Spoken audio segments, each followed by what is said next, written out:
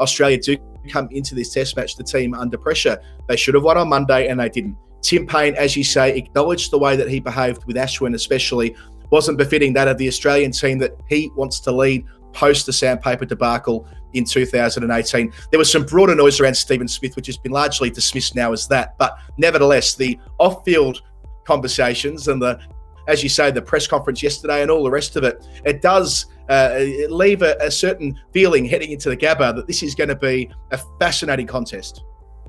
It is. I mean, on the Steve Smith thing, my view is, and we played it out on air as well, that it was just a quirky, silly thing to do, especially when you know all the cameras are on. Something can look bad even if it isn't bad, and it didn't look good. Let's be honest, it didn't look good.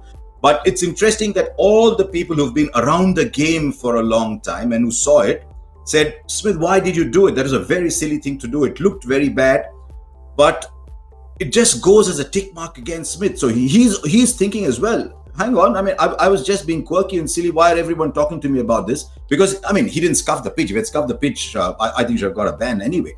But he didn't scuff the pitch. He did that area. So he's thinking about it. At least he's coming into it in great form. I thought Labuschagne is coming into the test match with great form behind him. Those two are fantastic. If Warner can give them a start, Warner and Smith average, 50, 60 each at the Gabba?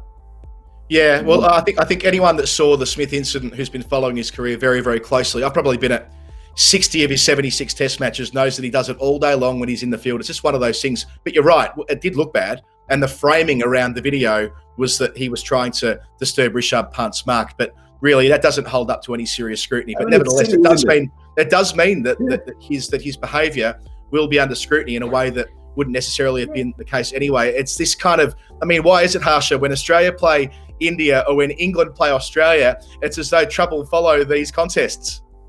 Because sometimes it helps to portray trouble because it gets you eyeballs, it gets you circulation, it gets you whatever.